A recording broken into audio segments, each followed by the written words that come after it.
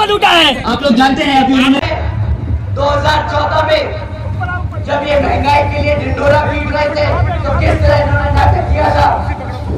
ये गैस का सिलेंडर लेके सड़क पर उतर गए थे और बोल रहे थे कि भाई हमारी गरीब जनता गैस का पैसा नहीं दे सकती। आज जब इनसे सवाल करते हैं कि भाई गैस अब जब गैस का सिलेंडर 1100 रुपया भाग चुका है तो आपके पास क्या जवाब है, तो ये बोलते हैं कि हम सब्सिडी देंगे। जब भी कोई इलेक्शन आने वाला होता है तो ये सब्सिडी देते हैं, परंतु सब्सिडी के नाम पे भी कितना सब्सिडी देते हैं, 5 रुपया 10 रुपया गैस सिलेंडर पे दे देते हैं। इनसे अगली बार बोलिएगा भाई साहब ये 5-10 रुपया मेरी जेब से तुम रखो और ये गद्दी खाली करो, नहीं चाहिए ऐसी सब्सिडी, नहीं चाहिए ऐसी सरकार।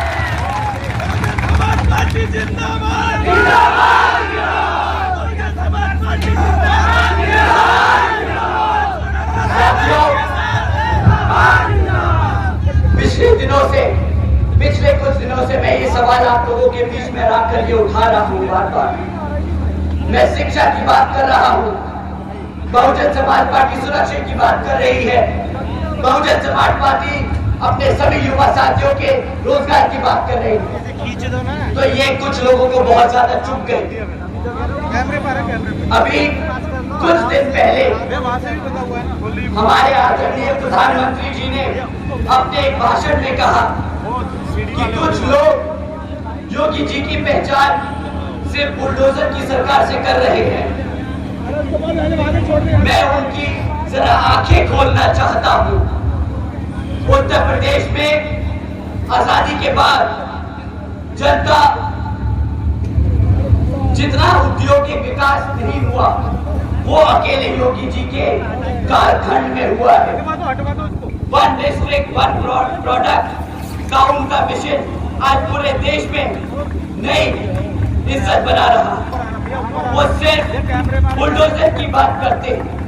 साथियों, ये आदरणीय प्रधानमंत्री जी ने कहा, जब उन्होंने हमसे कहा कि हम अपनी आंखें खोलें और इससे आगे बढ़कर देखें, तो हमने वही किया।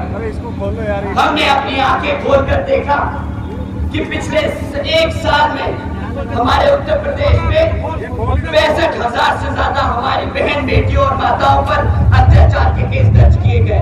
बुलडोजर की सरकार नहीं है। बिल्कुल सही कहा।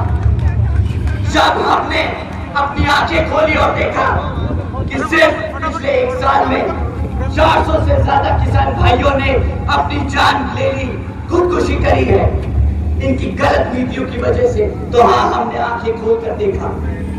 साथियों, अपनी आंखों खोलकर देखा और जाना कि सिर्फ मात्र 62 नौकरियों के लिए यहाँ पर 90,000 से ज्यादा PhD स्कॉलर्स, ग्रेजुएट युवा साथी अप्लाई कर रहे हैं। बिल्कुल सही कहा प्रधानमंत्री जी ने, बुलडोजर की सरकार नहीं है ये वो सरकार है जो अपनी बहन बेटियों को सुरक्षा नहीं दे पा रही, अपने युवाओं को रोजगार नहीं दे पा रही, अपने किसानों को बचा नहीं पा रही।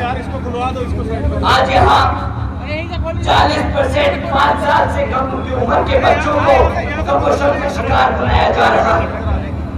यूपी में बच्चों के खिलाफ यौन शोषण के मामले नंबर 1 है देश में। यूपी में हमारी बहन बेटियों के खिलाफ होने वाले अपराध देश में नंबर 1 है। यूपी में हत्या के मामले में भी पूरे देश में नंबर 1 कर चुका है। आदरणीय प्रधानमंत्री जी, आप जिस प्रदेश से सांसद हैं वो प्रदेश आज भारत का किडनैपिंग कैपिटल बन चुका है। तो ठीक है, हम नहीं बोलेंगे बुलडोजर की सरकार।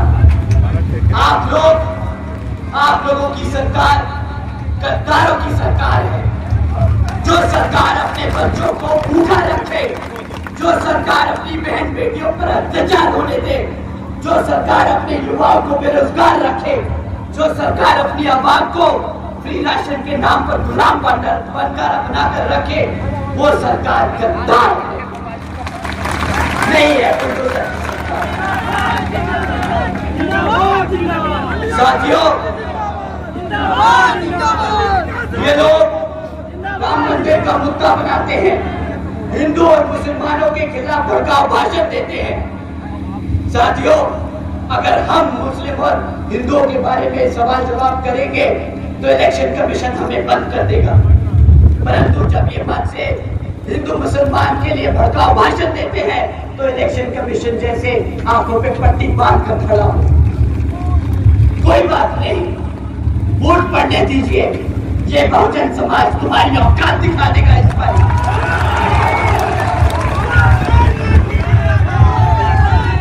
ये राम मंदिर का क्रेडिट लेते हैं। साथियों, राम मंदिर इन्होंने नहीं, सुप्रीम कोर्ट ने बनवाया है। सुप्रीम कोर्ट ने ऑर्डर दिया राम मंदिर का, बीजेपी ने नहीं। उसके पैसे भी भारत की जनता ने दिए, बीजेपी ने नहीं। इनसे सवाल करिए कि तुम किस बात का राम मंदिर का क्रेडिट मांगते हो। ये इतने घमंडी है, ये इतने घमंडी है, ये बोलते हैं हम लेके आए रामलला को अयोध्या। अबे तुम होते कौन हो राम को भारत में धरती पे लाने वाले? वो भगवान है, भगवान। तुम इंसान हो, अपनी औकात मत भूलना। साथियों, रही बात इनके गंदे घटिया तरीकों से इलेक्शन लड़ने की, पर मुद्दा आपका रोजगार का है।